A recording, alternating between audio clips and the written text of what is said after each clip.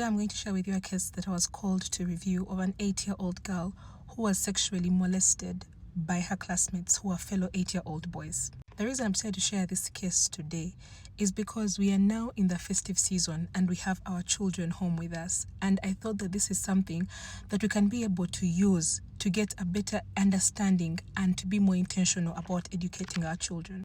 Because if you do not educate them, the world will. And it's a very, very, very nasty teacher. Now, of course, when you think about it, number one, it is hard for you to even say, like, what form of punishment are you going to give these boys? Or what are you going to even actually say? Because these boys are also 8. They even have no idea what it is they're doing. But this is to show you what is it that the adults around them are doing or are not doing. Because why do they think that fixing objects or touching or harshly rubbing a young girl's genitals because they don't look like theirs is a normal thing? What were they looking for? What were they checking for? And most importantly, where did they see that? So before we go around sending our children to, this auntie, this uncle for the holidays, etc., that is not the problem. I don't believe that that is the problem. I think that we need to be extremely intentional about what is it and who are we surrounding our children with. But before we even do that, because at the end of the day, they have to go into the real world and experience it, I think we need to understand that we are in an era where we cannot afford to allow our children to be bleak or to be ignorant about so many things. We are in what they call the .com era, and we're in a very highly social media era, a very highly digital era.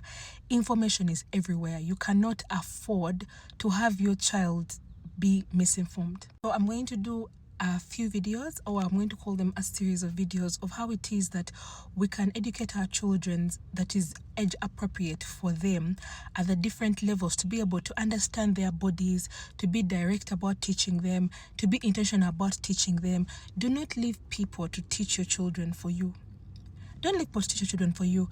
Like the certain cultures and tribes where they say maybe they leave things for the paternal aunties or the sengas, which is understandable.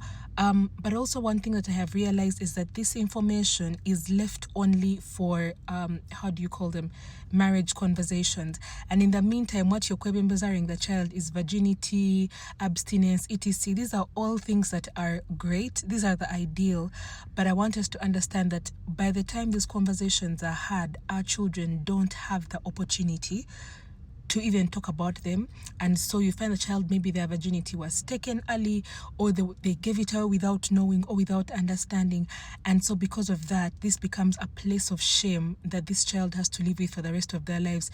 Yet it's something that they simply had no information about. So we're going to go through a series of videos and this month of December, and I'm going to teach you about the age-appropriate ways that we can do this for our children so that they don't come to us when damage has already happened. These are scars that stay with them for life.